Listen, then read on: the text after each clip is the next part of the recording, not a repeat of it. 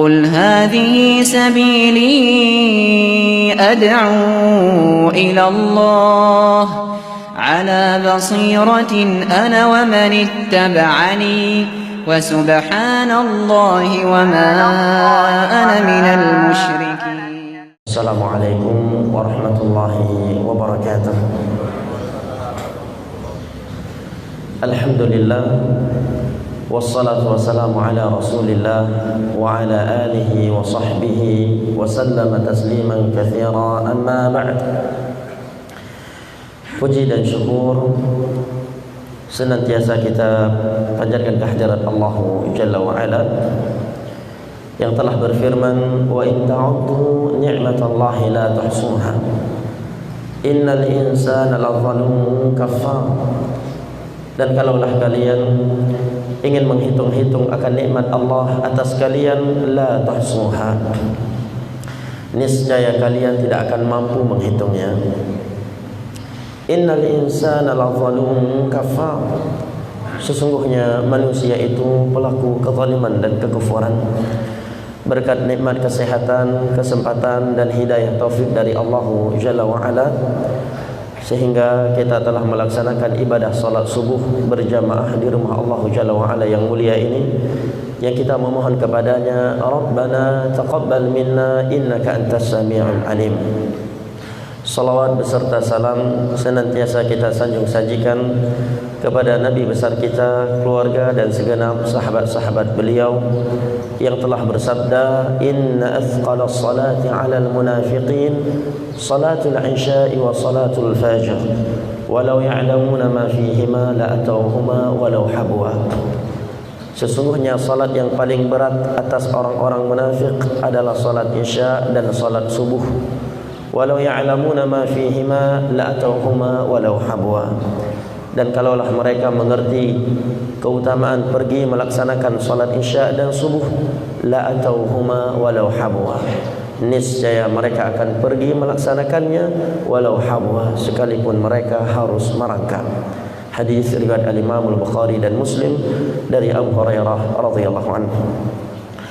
Kemudian terima kasih yang sebesar-besarnya, syukran jazila yang saya sampaikan kepada segenap orang-orang tua saya, pengurus masjid, secara khusus yang telah memberikan kesempatan kepada adinda mereka atau ananda mereka dari kota Banda Aceh untuk memberikan ceramah singkat di kesempatan yang mulia ini, di rumah Allah Jalla wa'ala yang mulia ini.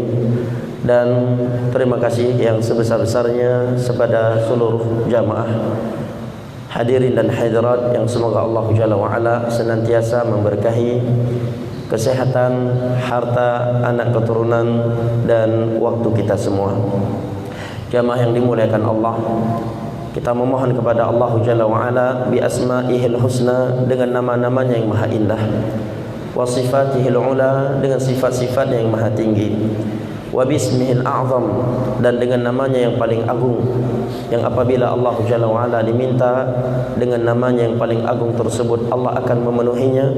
Kita meminta dan memohon kepadanya sebagaimana ia telah mengumpulkan kita saat ini di rumahnya yang mulia ini, pada kegiatan yang mulia ini, di atas undang-undang dasar kita, radhina billahi rabba wa bil islami dina wa bi Muhammadin sallallahu alaihi wasallam nabiyyan wa rasula, agar kembali mengumpulkan kita dan keluarga kita bersama ma'an nabiyyin wasiddiqin wasyuhada'i wassalihin wa hasuna ulaika rafiqa, di dalam syurga firdausnya di hari kiamat kelak. Amin ya rabbal alamin. Jamaah yang dimuliakan Allah, rahimani wa rahimakumullah. Pada kesempatan kali ini saya ingin mengajak diri saya pribadi dan jamaah sekalian untuk merenungi sebuah hadis Nabi sallallahu alaihi wasallam yang diriwayatkan oleh Al-Imam Tirmidzi dari Abu Hurairah radhiyallahu anhu. Abu Hurairah radhiyallahu anhu menyebutkan, anna Rasulullah sallallahu alaihi wasallam su'ila an aktsari ma yudkhilun nas al-jannah, faqala taqwallah wa husnul khuluq, wa su'ila an aktsari ma yudkhilun nas an-nar, faqala al-fam wal farj.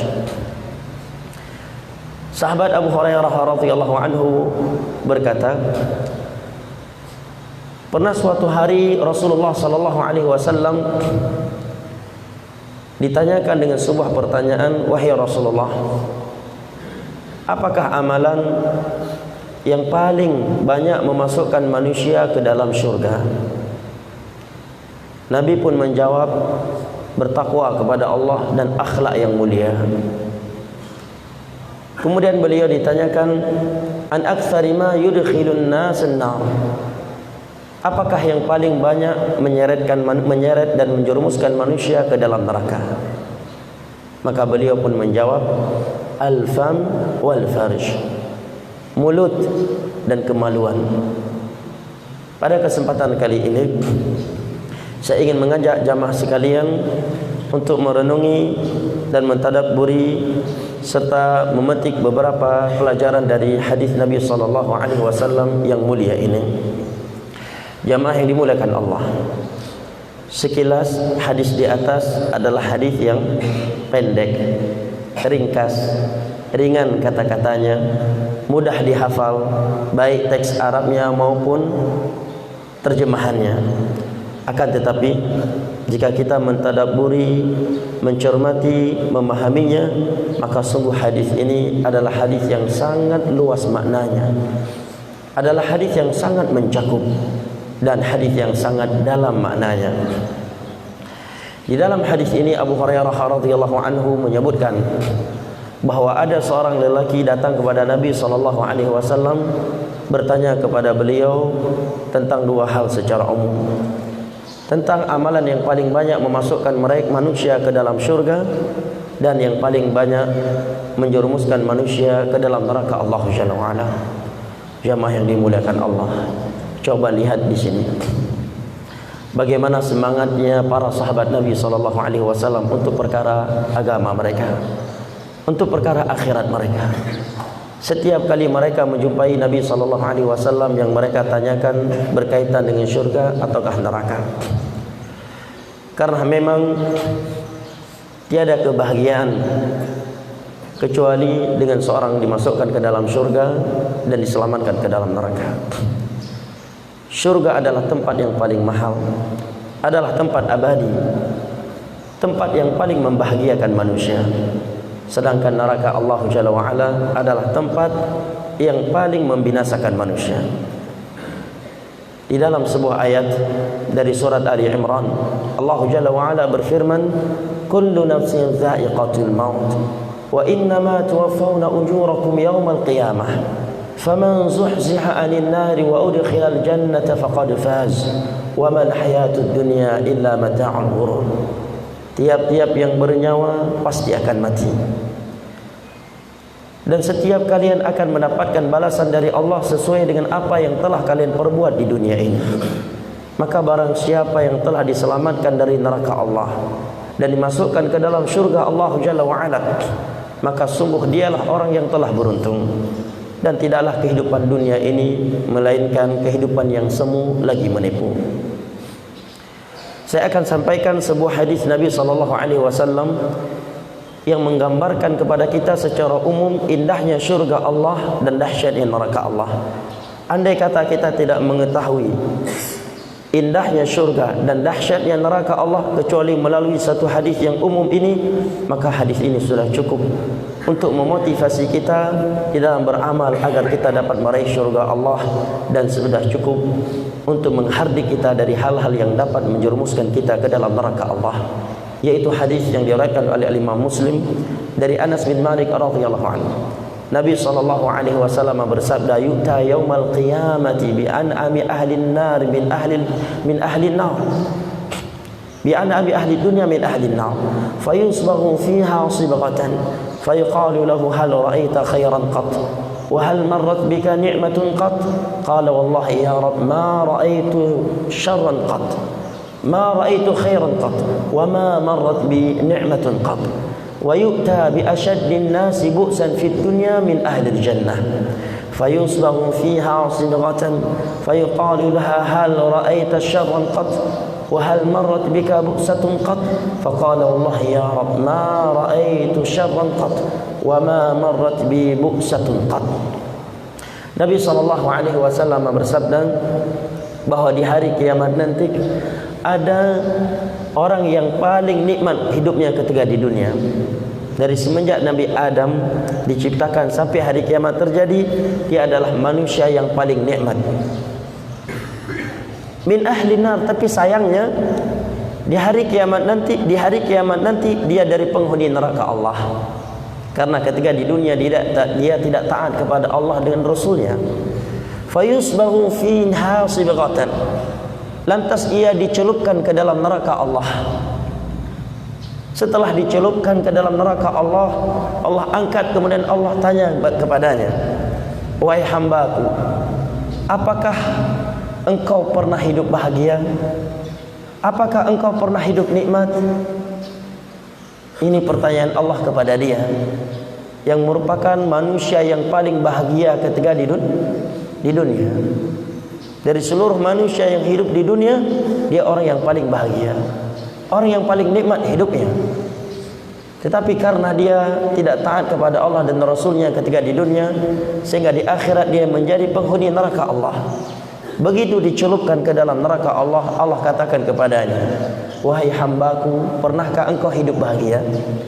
Pernahkah engkau hidup nikmat? Dia pun menjawab, wallahi ya Rabb, ma ra'aitu khairan qat, wa ma marrat bi bu'satun qat, wa ma marrat bi ni'matun qat. Ya Allah, aku belum pernah hidup bahagia.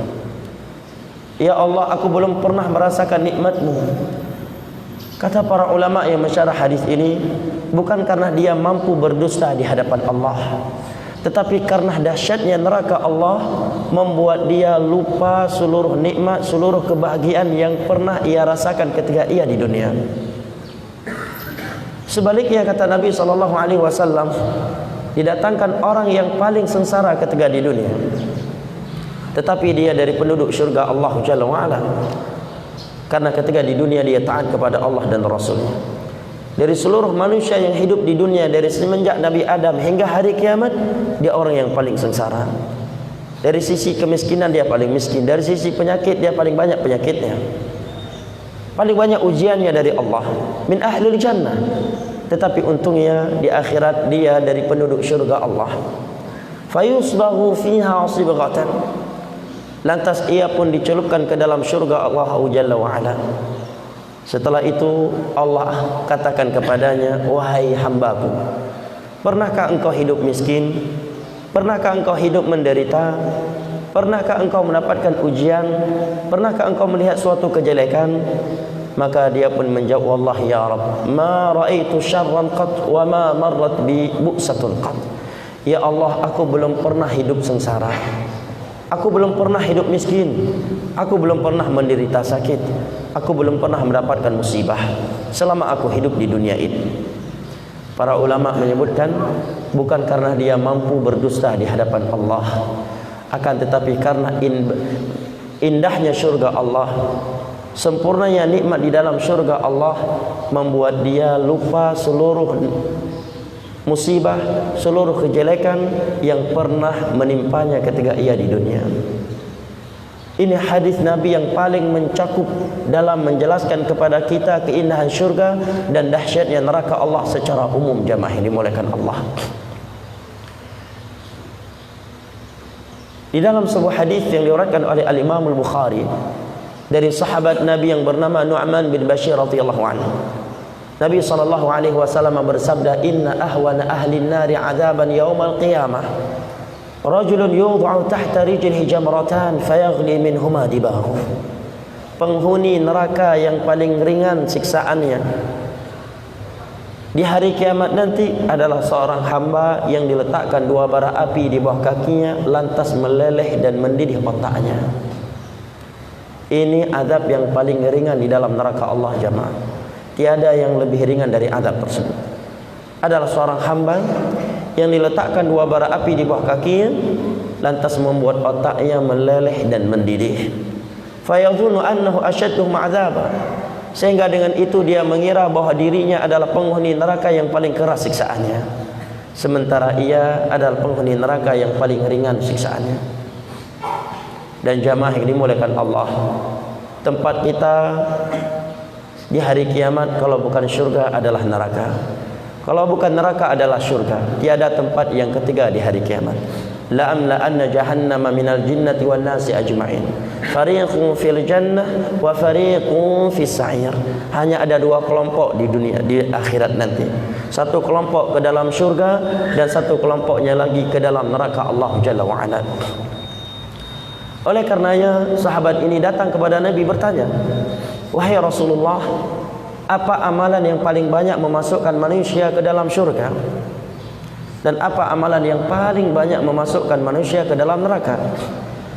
Demikianlah semangatnya mereka para sahabat Nabi sallallahu alaihi wasallam.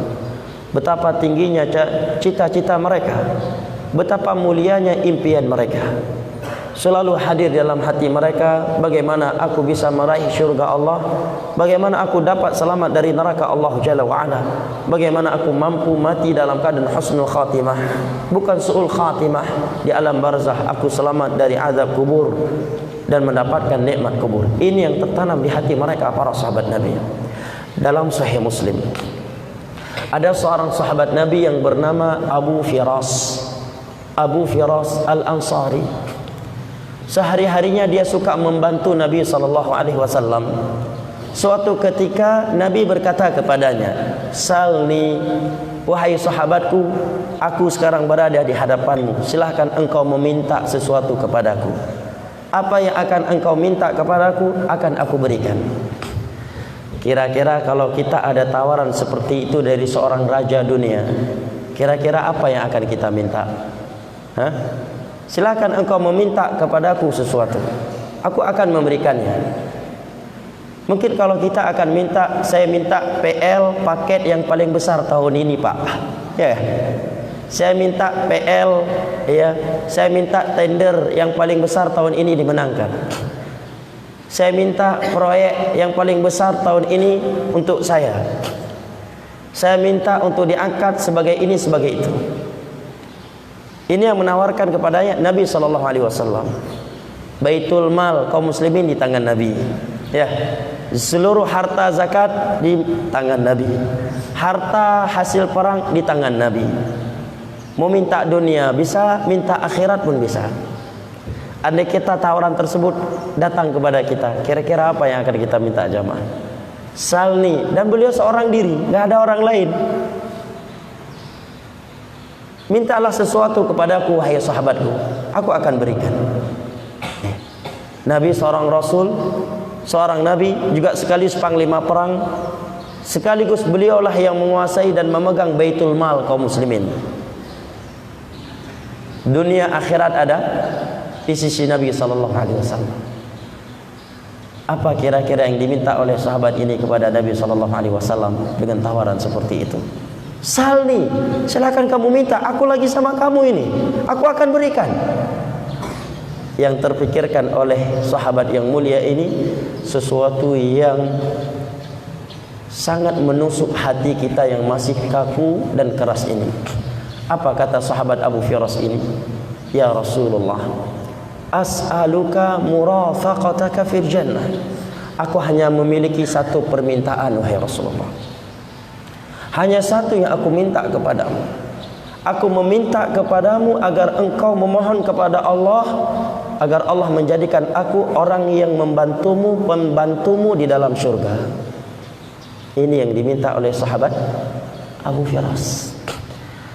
Hanya satu permintaan, agar aku tetap menjadi pembantumu di dalam syurga. Mereka merasa masih kurang puas menjadi pembantu Nabi ketika di dunia, karena betapa mulianya akhlak Nabi kita SAW. Ini yang diminta oleh Abu Firas. Padahal ketika di dunia saat itu beliau sebagai pembantu Nabi. Nabi tawarkan kepadanya permintaan, silakan kamu minta sesuatu kepadaku, saat ini aku berada di hadapanmu. Dia menjawab, as'aluka murafaqataka fil jannah. Hanya ada satu permintaan wahai Rasulullah, aku meminta agar aku tetap menjadi pembantumu di dalam syurga. Lihat cita-cita yang sangat tinggi jemaah. Cita-cita yang paling berharga seorang hamba adalah dia bercita-cita mati husnul khatimah di hari kiamat masuk syurga dan selamat dari neraka Allah. Maka mendengar demikian, Nabi pun menjawab, a'inni ala kathratika bi kathrati ala nafsika bi kathrati sujud. Kalau kamu mau dikabulkan permohonan kamu ini, maka perbanyakkan salat, jaga salatmu. Perbanyak salat, salat wajib dan salat sunnah. Contoh yang berikutnya yang menerangkan kepada kita betapa tingginya cita-cita para sahabat Nabi kita sallallahu alaihi wasallam, dan bahawa syurga dan neraka, kematian, azab kubur, nikmat kubur, kondisi hari kiamat selalu hadir di hati mereka. Adalah suatu ketika di Madinah terjadi kekeringan yang luar biasa. Maka para sahabat berkesulitan air untuk menyirami tanaman-tanaman mereka. Mereka pun mulai musyawarah. Musyawarah membicarakan bagaimana caranya kita memiliki air untuk menyirami tanaman-tanaman kita. Maka ada yang mengeluarkan ide, kita gali sumur sedalam-dalamnya sampai mengeluarkan air. Ini ide yang pertama. Ide yang kedua, ini luar biasa hebatnya. Sahabat berikutnya menyatakan, ngapain capek-capek buat sumur? Ada Nabi kok di samping kita. Kita datang ke Nabi, kita minta ke Nabi agar berdoa kepada Allah menurunkan hujan. Turun hujan, langsung menyirami tanaman-tanaman kita. Nggak perlu kita buat sumur capek-capek. Ide yang bagus bukan? Bagus, ya. Maka mereka pun sepakat dengan ide tersebut. Baik kalau demikian, untuk apa kita menggali sumur capek-capek? Kita datang aja ke Nabi, meminta kepada beliau agar berdoa agar Allah menurunkan hujan. Dengan turunnya hujan, otomatis tanaman-tanaman kita tersiram dengan air hujan. Berangkatlah mereka. Begitu mereka masuk di pintu, berada di pintu Masjid Nabawi, Abu Ayyub Al-Ansari, maka Nabi menyatakan, saluni ad'u Allah lakum fayastajib lakum. Mereka belum menyampaikan sesuatu, begitu Nabi melihat mereka, Nabi berkata, wahai kaum Ansar, mintalah kalian sesuatu kepadaku, niscaya aku akan langsung berdoa kepada Allah dan Allah akan langsung mengabulkannya. Maka mereka saling lirik-melirik di antara mereka. Sebagian mereka menyatakan, ini kesempatan besar yang Nabi tawarkan untuk kita. Sungguh rugi kalau yang kita minta kepadanya adalah perkara dunia. Jadi apa yang kita minta kepada beliau? Enggak jadi hujan, enggak usah hujan. Minta saja kepada Nabi agar Nabi memohonkan ampunan kepada Allah untuk kita. Jadi mereka enggak jadi minta diturunkan air hujan. Sebagian mereka menyatakan, ini tawaran besar dari Nabi, kesempatan besar. Masa yang kita minta perkara dunia? Padahal kalau mereka minta hujan kan tidak bermasalah. Hujan bermanfaat buat dunia dan akhirat. Tetapi mereka mau yang lebih tinggi dari itu. Maka mereka sepakat, kita minta kepada Nabi agar Nabi berdoa kepada Allah memohon ampunan untuk kita. Maka mereka pun menyatakan, wahai Rasulullah, kami meminta kepadamu untuk berdoa kepada Allah agar Allah mengampuni dosa-dosa kami. Siapa mereka jamaah? Para sahabat Nabi, bukan preman. Ya, bukan pemakan uang haram, bukan orang yang suka memeras masyarakat. Tetapi mereka sahabat Nabi yang siang dan malamnya penuh dengan ibadah. Meminta kepada Nabi, ya Nabi, permohonan kami adalah agar engkau berdoa kepada Allah untuk mengampuni dosa-dosa kami. Mendengar demikian, Nabi pun berdoa, Allahumma ighfir lil ansar wa abna'il ansar wa abna'il ansar. Ya Allah, ampunilah dosa sahabat-sahabatku kaum Ansar, anak-anak mereka, cucu-cucu mereka dan keturunan mereka. Setelah itu mereka pun pulang. Tidak jadi meminta kepada Nabi agar beliau berdoa kepada Allah menurunkan air hujan. Inilah cita-cita yang paling tinggi mereka para sahabat, bisa meraih syurga dan selamat dari neraka. Contoh lainnya jamaah, dalam hadis yang diriwayatkan oleh Al-Imam Al-Bukhari dan Muslim dari Abu Hurairah radhiyallahu anhu, dalam perang Uhud ada seorang sahabat yang bernama Abu Dujanah. Di saat sedang jeda peperangan, dan para mujahidin sedang mengkonsumsi makanan. Mereka dibagi-bagikan kepada mereka beberapa butir kurma. Abu Dujanah mendapatkan bagiannya dari beberapa butiran kurma. Kurma tersebut sudah beliau genggam dengan telapak tangannya. Di saat beliau ingin memasukkannya ke dalam mulutnya, beliau pun bertanya kepada Rasulullah, "Ya Rasulullah, in qutiltu ana fa aina ana?" Wahai Rasulullah, kalau aku mati dalam medan perang ini saat ini, di medan perang Uhud, jihad syar'i. Jangan aksi keonaran dinamakan jihad hanya bermodal Allahu Akbar. Maling pun bisa kayak gitu. Nyari ayam, maling ayam, takbir Allahu Akbar. Jadi jihad dong. Ya. Ini jihad syar'i, perang Uhud di masa Nabi. Kalau aku mati di medan perang ini, di mana tempatku wahai Rasulullah?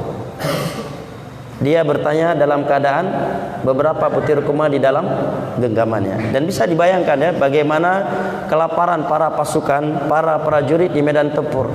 Perang selesai, mereka istirahat, jadwal makan, waktu makan minum. Tentunya jangankan untuk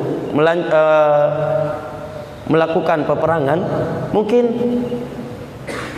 untuk hal yang penting saja akan mereka tinggalkan demi memanfaatkan waktu memakan dan minum. Lapar, haus, ini pasti menimpa orang ini medan tempur. Beliau belum sempat memakan beberapa butiran yang ada di tangannya.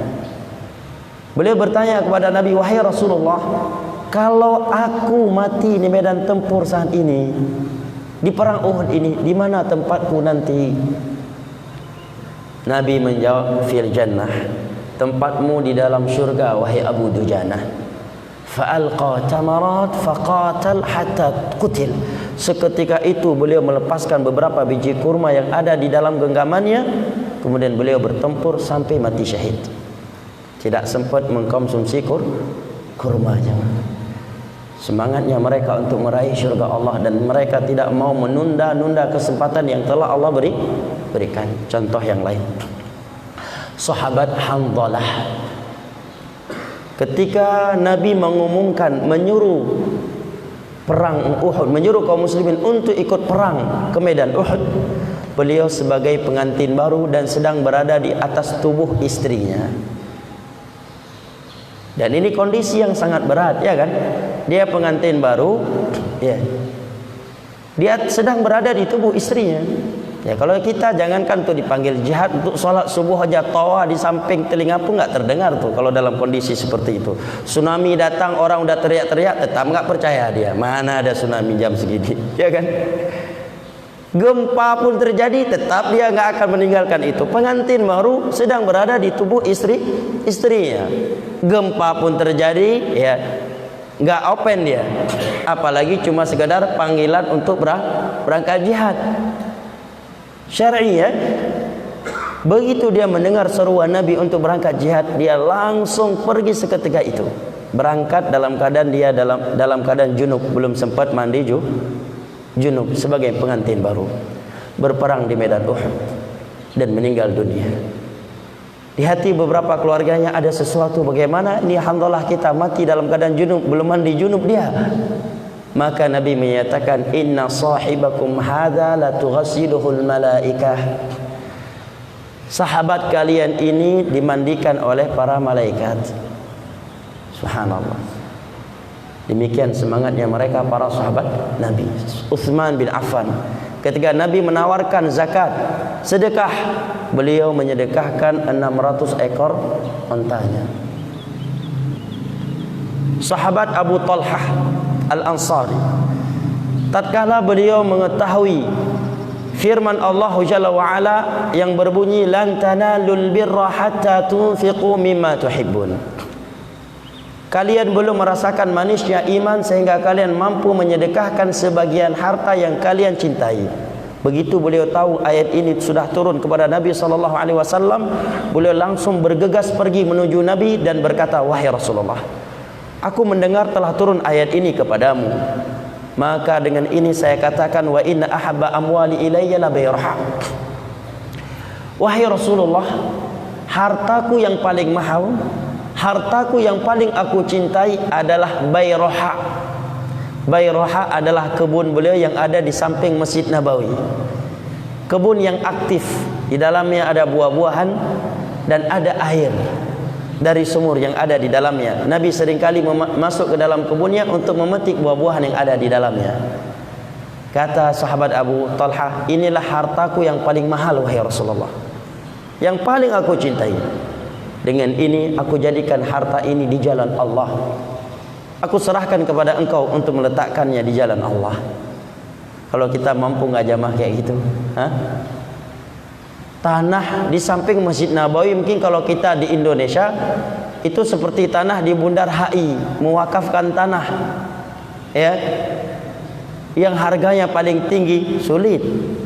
Ya, mungkin di antara kita kalau mewakafkan tanah, mungkin tanah yang di dalam pelosok di Gunung Jambi yang paling dalam sana, jangankan orang, monyet aja nggak berani hidup dalam tanah itu. Itu yang dia wakafkan ke masjid. Tanah yang posisinya seperti itu yang berani dia wakafkan. Tanah di dalam gunung, ya, paling ujung Jambi sana. Jangankan orang, anaconda aja nggak berani hidup dalam hutan itu. Tanah itu yang dia wakafkan untuk masjid.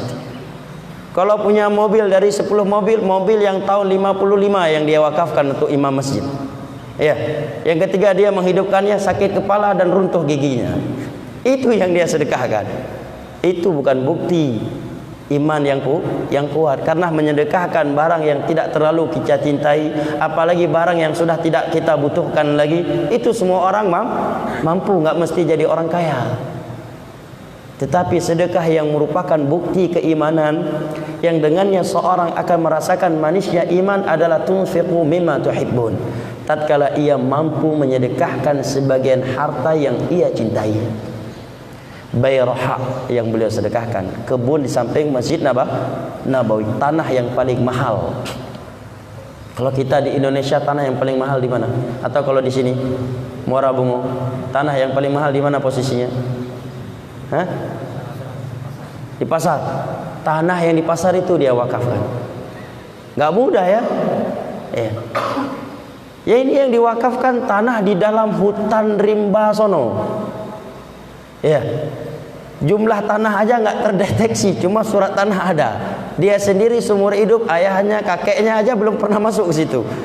Cuma ada warisan tanah di situ. Itu yang dia wakafkan. Ya, semua orang juga bisa. Ya, punya mobil 10, mobil yang tahun 85 yang dia sedekahkan ke orang lain. Ya, semua orang bisa. Barang yang sudah tidak berguna, yang tidak lagi kita cintai, semua orang mampu menyedekahkannya. Tapi coba kalau yang kita sedekahkan itu adalah sebagian harta yang kita masih menyukainya, yang kita masih mencintainya. Itulah yang disebutkan oleh Nabi, was-shadaqatu burhan. Sedekah itu bukti kuatnya iman seorang. Nah, ini pelajaran yang pertama yang dapat kita petik dari hadis yang sedang kita bahas pada pagi hari ini. Semangatnya para sahabat Nabi untuk meraih surga Allah, tingginya cita-cita mereka untuk meraih surga Allah, untuk selamat dari neraka Allah. Ini yang tertanam di dalam hati mereka, sehingga mereka selalu semangat di dalam beribadah, selalu semangat di dalam menyembah Allah, selalu semangat, selalu istiqamah di atas agama Allah Jalla wa'ala.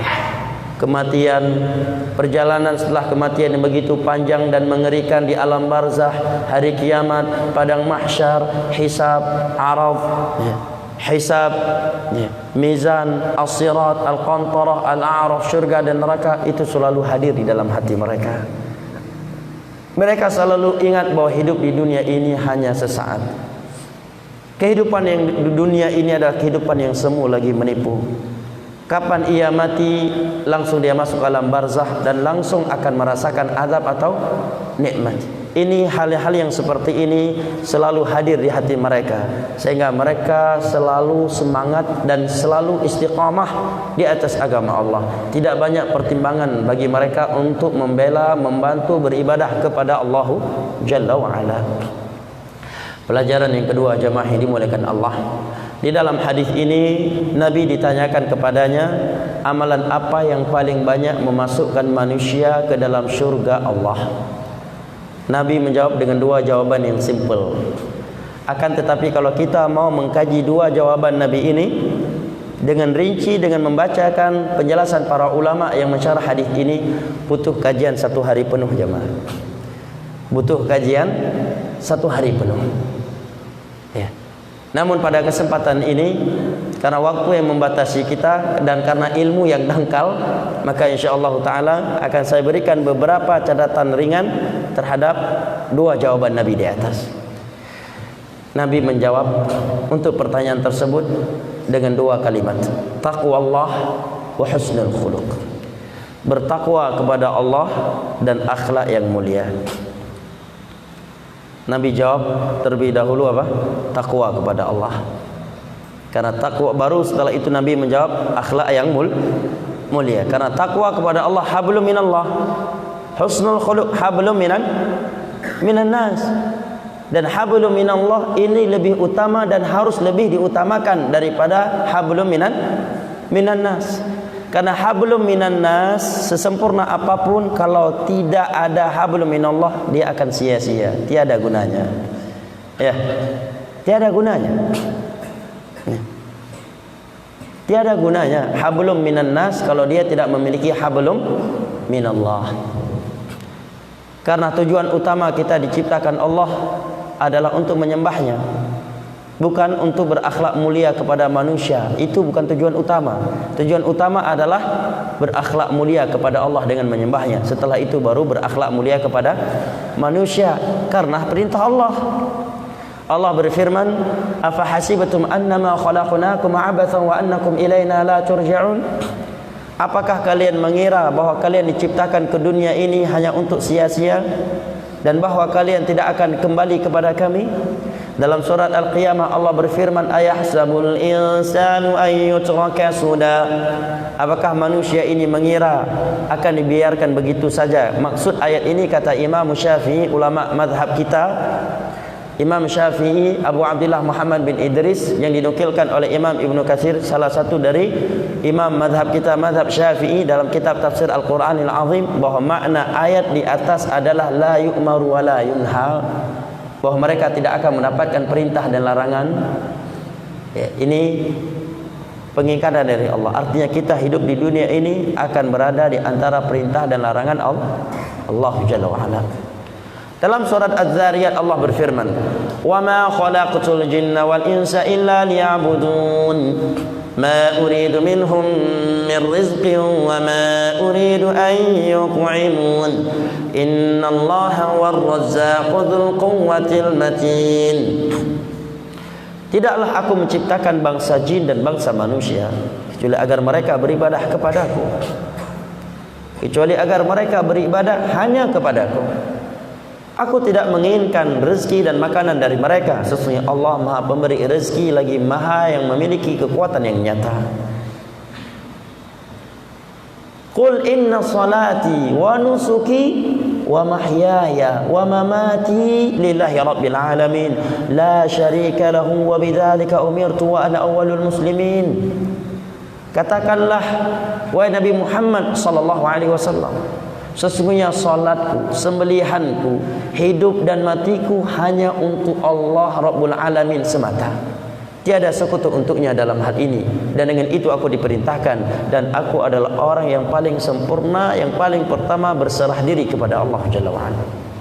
Ini tujuan utama kita diciptakan oleh Allah Jalla. Dan seorang hamba belum dikatakan mengagungkan Allah, mengesakan Allah, kalau dia belum mengesakan Allah dalam 3 hal. Yang pertama, dia mengesakan Allah dalam rububiyah, bahwa Allah Maha Esa di dalam mengatur alam semesta. Tiada sekutu bagi Allah di dalam mengatur rezeki, di dalam mengatur alam semesta ini, dalam menciptakan kebaikan atau kejelekan. Alhamdulillahi Rabbil Alamin. Yang kedua, dia mengesakan Allah dalam tujuan ibadahnya. Dia hanya mengharap, mendekatkan dirinya, menggantungkan hatinya kepada Allah Subhanahu wa taala. Hanya kepada Allah dia menggantungkan hatinya. ketika beribadah.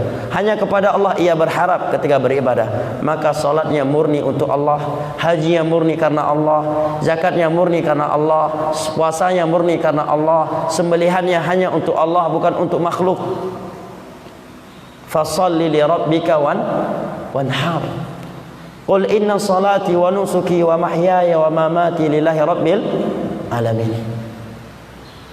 Man dzabaha li ghairillah la'ana Allah man dzabaha li ghairillah. Allah melaknat, mengutuk orang yang menyembelih seekor hewan untuk selain Allah, menyembelih untuk laut, menyembelih untuk tempat-tempat angker, tempat-tempat yang dikeramatkan. Karena qul inna salati wa nusuki wa mahyaya wa mamati lillahi rabbil alamin wa ma umiru illa liya'budullaha mukhlishina lahud-din hunafa. Tidaklah mereka diperintahkan kecuali agar mereka beribadah hanya kepada Allah dengan ikhlas. Fa'budillaha mukhlishan lahud-din, kata Allah dalam surat Az-Zumar. Beribadahlah engkau dengan ikhlas hanya kepada Allah Jalla wa Ala. Yang ketiga, dia mengesahkan Allah dalam nama-nama dan sifat-sifatnya, di mana dia meyakini, berkeyakinan bahwa seluruh nama dan sifat-sifat Allah, bahwa nama-namanya yang maha indah dan sifat-sifatnya yang maha tinggi, itu semuanya sesuai dengan keagungannya Allah sebagai Al-Khaliq, yang tak dapat diperbagaimanakan dengan rasio manusia, yang tidak boleh diserupakan dengan sifat makhluk, yang tidak boleh ditakwil dan tidak boleh ditolak. Karena Allah berfirman, laisa kamitslihi syai'un wa huwas samiul basir. Tiada sesuatu yang serupa dengan Allah, namun Allah Maha mendengar lagi Maha melihat. Sebagaimana sifat mendengar dan melihat Allah sesuai dengan keagungannya Allah, tidak menyerupai sifat mendengar dan melihatnya makhluk, tidak dapat diperbagaimanakan, tidak ditakwil dan tidak ditolak. Demikian pula dengan sifat-sifat Allah lainnya yang Allah kabarkan untuk dirinya dalam Al-Quran atau dalam hadis-hadis Nabi yang sallallahu alaihi wasallam yang sahih. Semua itu kita imani sebagaimana Allah beritakan, sesuai dengan keagungannya sebagai Al-Khaliq, tidak dapat diperbagaimanakan dengan rasio manusia, tidak boleh ditakwil, tidak boleh ditolak, dan tidak boleh diserupakan dengan sifat makhluk. Dan Allah Maha Kaya lagi Maha Besar, ya, dan Allah Jalla wa Ala tetap sebagai Al-Khaliq yang tidak menyerupai makhluk. Dalam tiga hal ini kita harus mengesahkan Allah. Apabila dalam tiga hal ini kita belum mengesahkan Allah, maka belum benar iman kita kepada Allah Jalla wa Ala. Setelah itu baru ibadah-ibadah lainnya. Maka di awal dakwah Nabi 13 tahun, Nabi belum memerintahkan salat dengan sempurna, zakat belum beliau perintahkan, haji belum beliau perintahkan. Khamar 13 tahun di Mekah Nabi diam. Para sahabatnya sebagian mereka masih minum khamar di pasar Mekah, mereka belum ditegur oleh Nabi. Judi belum Nabi haramkan. Ya, pakaian hijab syar'i dengan sempurna di fase Mekah belum ada.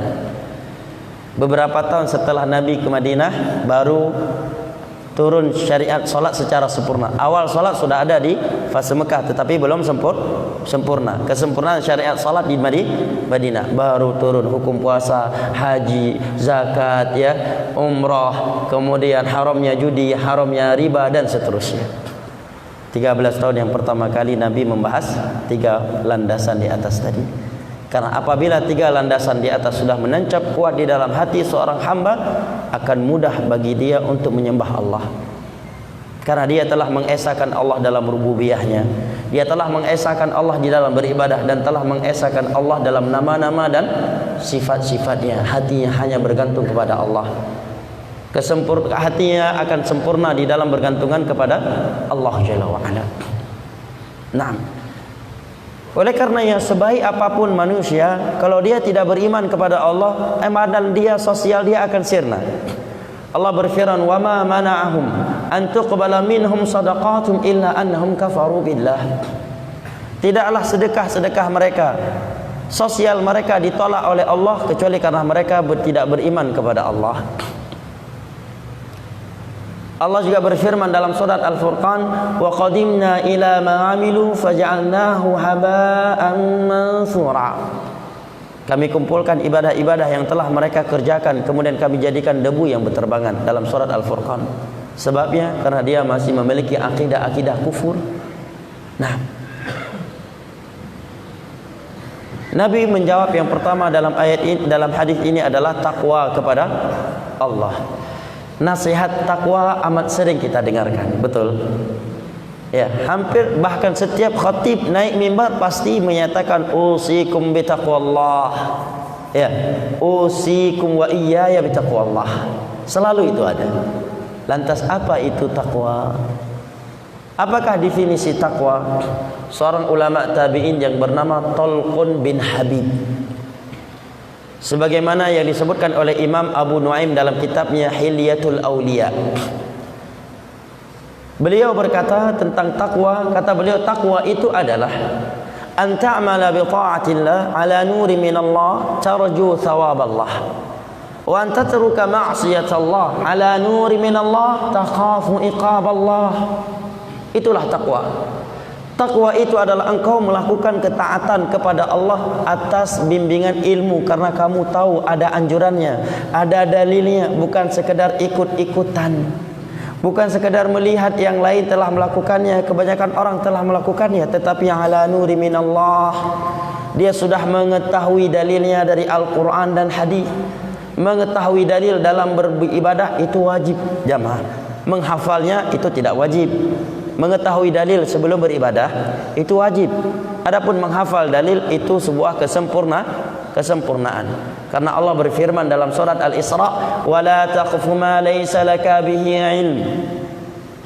Jangan sekali-kali engkau melakukan sesuatu yang kamu tidak memiliki ilmunya. Kata Imam Al-Bukhari dalam kitab sahihnya, al-ilmu qabla al-qawli wal amal. Harus tahu dalil, harus berilmu sebelum berkata dan sebelum berbuat. Ya. Dia wajib mempelajari hadis-hadis Nabi yang menerangkan sifat wudhu Nabi. Dia wajib mempelajari hadis-hadis Nabi yang menerangkan sifat salat Nabi. Dia baca Sahih Bukhari, Sahih Muslim, Sunan Abi Daud, Kitab Imam Syafi'i, ya, Kitab Al-Iqna', ya, Matan Abi Syuja', ya, Al-Majmu' Syarh Al-Muhadzab, ya, dan seterusnya.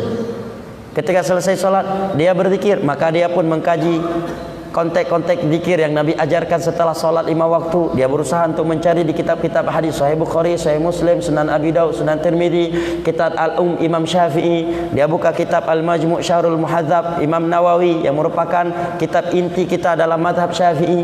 Dia buka itu. Bagaimana sih konteks zikir setelah salat 5 waktu yang Nabi ajarkan, yang Nabi praktekkan? Apa saja konteks-konteks yang beliau ajarkan? Ketika dia mau umroh, maka dia pun mengkaji bagaimana sifat umrah yang Nabi ajarkan. Ketika haji juga demikian. Kata Talqun bin Habib, at-taqwa an ta'mala bi ta'atillah ala nuri minallah tarju thawaballah. Takwa itu engkau beramal, melakukan suatu ketaatan kepada Allah atas dasar ilmu yang berdasarkan Al-Quran dan hadis. Cabang dari itu adalah ijma' dan qiyas yang mu'tabar. Karena mengharap pahala Allah bukan sanjungan manusia. Dan engkau meninggalkan maksiat kepada Allah atas dasar ilmu, bukan karena enggak enak sama manusia meninggalkan sesuatu, tapi dia meninggalkan sesuatu karena dia tahu itu Allah haramkan dan Rasulnya. Takhafu iqaballah, karena takut akan siksaan Allah, bukan karena takut akan cercaan manusia. Inilah definisi takwa. Dengan definisi takwa di atas dari ulama tabi'in tadi, kita mengetahui bahwa ilmu agama adalah sumber takwa, dan bahwa seorang tidak akan mungkin mampu bertakwa kepada Allah dengan takwa yang benar kalau dia tidak mau mempelajari ilmu agama. Yang terakhir dari hadis ini, biasanya kalau sudah dikatakan yang terakhir, ngantuknya langsung hilang biasanya. Rupanya poin terakhir akan dijelaskan dengan waktu 1 jam lagi, baru ngantuk lagi. Tapi enggak, ini hanya beberapa menit saja. Yang terakhir dalam hadis ini, kata Nabi SAW, wa husnul khuluq, akhlak yang mulia. Ini hablum minan nas. Jangan dikira hablum minallah udah cukup, tak usah memperhatikan hablum minan nas. Ini juga keliru. Nabi SAW dikatakan oleh Allah, wa innaka la'ala khuluqin azim, engkau berada di atas akhlak yang mulia. Bu'ithtu li utammima makarimal akhlak, aku diutus untuk menyempurnakan akhlak yang mulia. Yang dikira solat udah cukup, zakat, haji, umrah, nggak perlu memperhatikan sosial, bagaimana adab dengan tetangga, bagaimana akhlak dengan orang tua, bagaimana akhlak dengan menantu, akhlak dengan ipar, akhlak dengan anak, akhlak dengan pimpinan, akhlak dengan anak buah, akhlak dengan tetangga yang dia beda agama dengan kita. Itu ada dalam Islam. Bagaimana kita bermuamalah dengan orang-orang yang berada dalam negeri kita dan beda agamanya, ada fikihnya. Bagaimana cara menasihati penguasa, ada fikihnya. Ada tuntunan dari Nabi, ada akhlak dari Nabi. Bagaimana menasihati pemimpin, bagaimana menyikapi penguasa, itu ada akhlak dari Nabi. Ada hal yang beliau anjurkan, ada hal yang beliau ajarkan. Bagaimana caranya? Bukan dengan cara-cara yang membuka pintu kerusakan. Ini akhlak yang mulia. Keutamaannya Nabi menyatakan, zaimun ana zaimun bi baitin fi a'lal jannah liman hasuna khuluquh. Aku menjamin sebuah rumah di dalam surga yang paling tinggi untuk orang yang mulia akhlaknya. Gimana jemaah? Mau enggak dapat rumah dalam surga yang paling tinggi? Untuk siapa kata Nabi? Untuk orang yang memiliki akhlak yang mulia. Jadi hablum minan nas ini pun bukan masalah kecil. Yang dikira setelah sholat 5 waktu, haji, umroh, pergi kajian, dia nggak perlu lagi berbakti ke orang tuanya. Akhlak sama orang tuanya seperti Tarzan masuk kota. Akhlak dengan ustadznya tidak ada, akhlak dengan gurunya, akhlak dengan pimpinannya, akhlak dengan tetangganya. Ya. Nabi menyebutkan hakul muslim alal muslim sit. Ada 6 hak seorang muslim yang harus ditunaikan oleh muslim yang lainnya. Idza laqitahu fasallim. Kalau kamu jumpa dengan dia, berikan salam. Setiap muslim kita kenal atau tidak. Nabi menyatakan di antara dekatnya hari kiamat di mana salam tidak lagi diberikan kecuali hanya kepada orang yang ia kenal saja. Sebagian orang aneh. Ketika ada orang yang memberi salam kepada dia, dia bingung. Siapa itu ya? Dia tanya pada kawannya, "Kenapa? Dia kasih salam sama saya. Kenal di mana sama saya ya?" Lah, dia beri salam kepada Anda karena dia tahu Anda muslim. Kenapa harus aneh? Ya. Yang kedua, kata Nabi SAW, idza atisa fahmidallah fashammit. Kalau dia bersin, mengucapkan alhamdulillah, balas dengan doa yarhamukallah. Sosial bukan? Sosial. Ya. Wa idza marida fa'ud. Kalau dia sakit, jenguk dia. Jadi kira cukup pergi kajian, tetangga sakit dia enggak mau tahu. Ya. Tetangga sakit, imam masjid sakit, makmum masjid sakit, dia enggak mau tahu menahu. Ya, enggak cukup. Idza marida fa'udhu. Ya. Kemudian kata Nabi SAW, idza stansahka kalau dia minta nasihat, berikan ia nasihat. Wa idza mata fattabi'u. Kalau dia meninggal dunia, ikutlah mengantar jenazahnya. Antar jenazahnya. Sosial bukan? Sosial. Hablum minan nas. Ya kan? Taib. Contoh lagi. Suatu ketika Nabi SAW bersabda, wallahi la yu'min. Wallahi la yu'min. Demi Allah dia tidak beriman, demi Allah dia tidak beriman, demi Allah dia tidak beriman. Sebanyak 3 kali Nabi berkata demikian. Para sahabat ketakutan. Maka mereka bertanya, wa man la yu'min ya Rasulullah? Wahai Rasulullah, siapa orangnya? Siapa dia? Sehingga engkau menyatakan dia belum beriman. Maka Nabi menjawab, alladzi la ya'man jaruhu bawa'iqah, yaitu orang yang tetangganya tidak merasa aman dari gangguannya. Terganggu dengan suara musik di rumahnya. Jam ba'da dzhur, orang lagi istirahat, dia hidupin musik, masya Allah, tetangganya nggak bisa tidur. Ya. Tetangganya terganggu dengan asap rokoknya. Ya. Dia asal aja buang asap rokok, mengganggu orang lain. Orang lain lagi makan, makanannya jadi nggak sehat, minumannya jadi nggak sehat. Karena perokok pasif lebih berbahaya daripada perokok aktif, jemaah. Makanya saya aneh ada orang yang berbicara pentingnya hablum minan nas, tapi dia merokok sembarangan di depan manusia. Padahal seluruh medis dunia telah menyatakan perokok pasif lebih berbahaya daripada perokok aktif. Padahal Nabi menyatakan la tu'dzul muslimin, jangan kalian mengganggu orang Islam. Dia belum beriman kalau tetangganya terganggu dengan dia. La dharara wa la dhira, tidak boleh membahayakan diri sendiri dan orang lain. Dan kalau ada pertanyaan kepada jamaah, andai kata jamaah ibu bapak mendapatkan pertanyaan, mana lebih mending, mana lebih baik, perokok sembarangan atau pengentut sembarangan? Kira-kira jamaah akan menjawab mana yang lebih mending? Mana yang lebih mending antara perokok sembarangan dengan pengentut sembarangan? Kalau menurut saya, kalau saya keliru silahkan nanti di counter, ya, kita majelis sharing. Ya, menurut saya pengentut sembarangan itu jauh lebih baik, lebih mending daripada perokok sembarangan. Kenapa demikian? Karena beberapa alasan. Yang pertama, medis dunia sepakat bahwa perokok pasif lebih berbahaya daripada perokok aktif. Belum ada statement dari medis dunia bahwa pengentut pasif lebih berbahaya daripada pengentut aktif. Betul?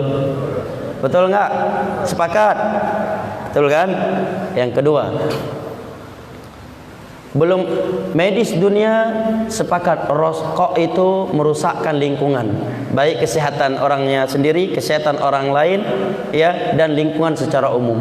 Tetapi belum ada statement dari medis dunia bahwa asap kentut membahayakan kesehatan orang lain dan merusakkan lingkungan. Betul? Yang ketiga, yang menunjukkan bahwa pengentut sembarangan lebih mending daripada perokok sembarangan. Asap rokok itu menempel di baju. Betul.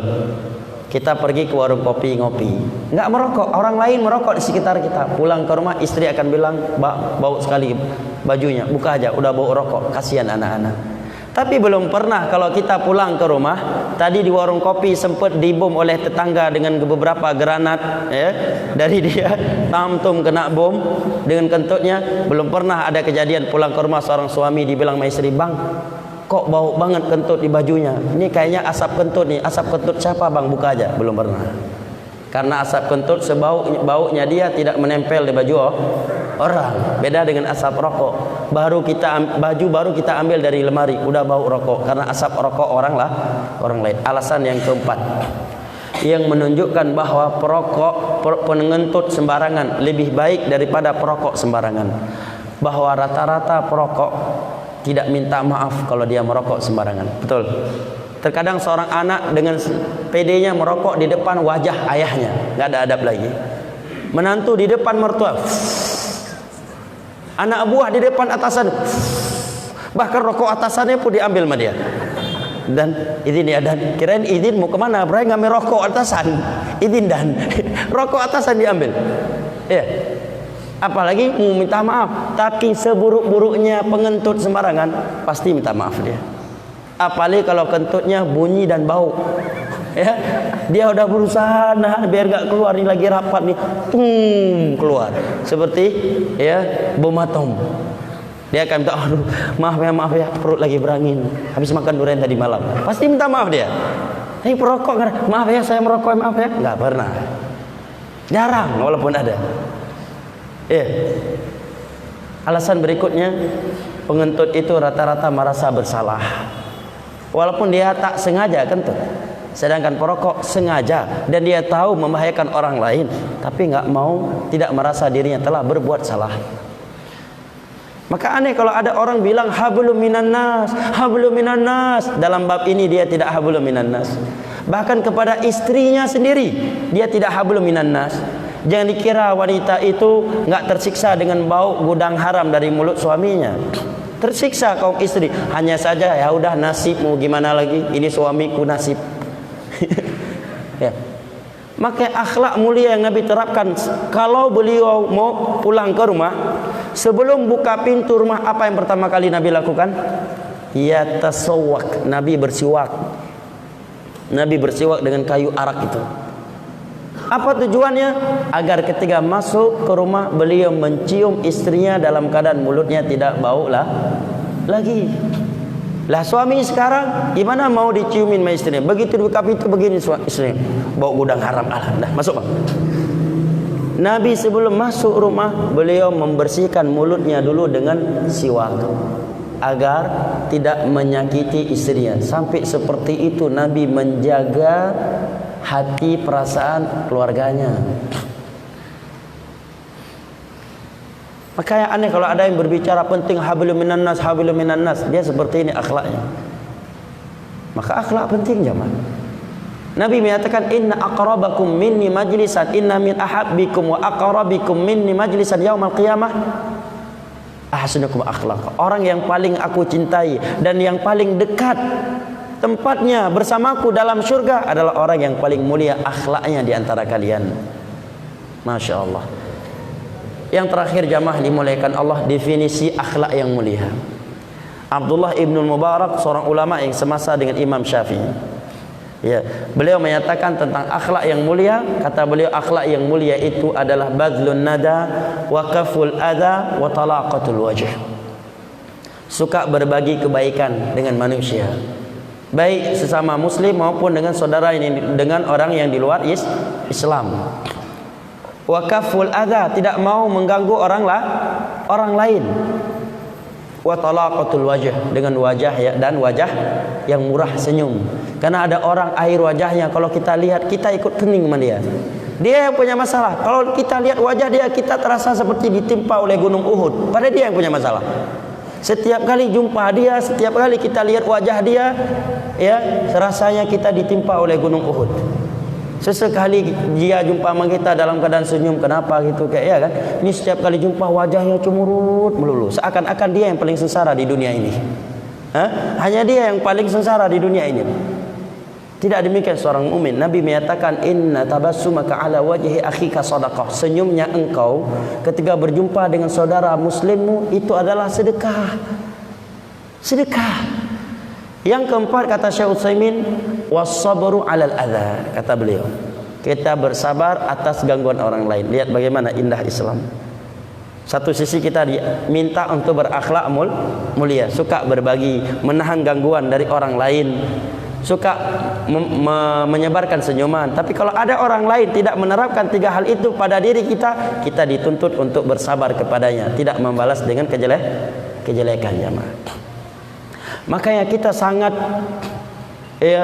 tersinggung dan kita sangat mengutuk dan berlepas diri dari aksi-aksi yang mencoreng keindahan Islam seperti bom Bali 1, bom Bali 2, bom Marriott, penusukan Pak Wiranto. Ini bertentangan dengan akhlak-akhlak Islam. Ya. Bertentangan dengan akhlak Islam. Jangankan muslim jamaah, jangankan muslim, orang kafir dalam Islam dijaga darahnya. Nabi bersabda, man qatala mu'ahadan lam yajid 'afal jannah. Barang siapa yang membunuh kafir mu'ahad, dia enggak akan mencium bau surga.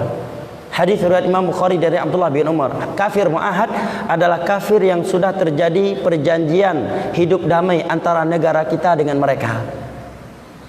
Enggak boleh seorang datang ke Amerika, bom gereja di sana. Datang ke Perancis, bom gereja. Enggak. Karena telah terjadi perjanjian hidup damai antara negara tersebut dan negara muslim. Itu kafir mu'ahad namanya. Yang membunuh kafir mu'ahad, Nabi katakan tidak mencium bau surga. Apalagi yang dia bunuh muslim, pemimpinnya sendiri lagi misalkan. Yang kedua kafir dhimmi, kafir yang tinggal di negeri kaum muslimin membayar upeti. Yang ketiga kafir musta'min, yang masuk ke negeri kaum muslimin karena ada jaminan keamanan dari pemerintah kaum muslimin atau dari individu muslim. Ini juga tidak boleh dibunuh. Ini tidak boleh dibunuh. Jamaah yang dimuliakan Allah, pernah kejadian di masa Nabi, para sahabat bersama Nabi berangkat jihad ini. Berangkat jihad yang syar'i, tetapi cara mereka berjalan menyempitkan fasilitas umum, merusakkan fasilitas umum, mengganggu orang lain. Nabi memerintahkan seorang sahabat untuk berteriak, man adza musliman aw qata'a tariqan aw dhayyaqa manzilan fala jihad lahu. Barang siapa yang berangkat jihad dengan cara mengganggu muslim yang lainnya, dia memutuskan jalan umum, merusakkan fasilitas umum, maka jihad dia sia-sia. Apalagi yang dilakukan aksi keonaran. Aksi keonaran yang itu bukan bagian dari Islam, bukan petunjuk dari Islam, dinisbatkan kepada Islam, dianggap itu perjuangan dengan cara memadatkan jalan sehingga orang-orang yang jualan di pinggir jalan nggak bisa jualan di hari itu. Kendaraan nggak bisa lewat. Bahkan aksi tersebut rentan terjadi perang saudara. Bahkan aksi tersebut akan membukakan pintu untuk pihak-pihak asing merusakkan suatu negara dari dalam. Bagaimana dikatakan ini bagian dari Islam? Dalam aksi tersebut yang dia lemparin adalah para petugas keamanan, yang mereka adalah saudaranya senegara dan seagama. Jihad dari mana ini? Jihad aja nggak boleh. berangkat dengan cara seperti itu.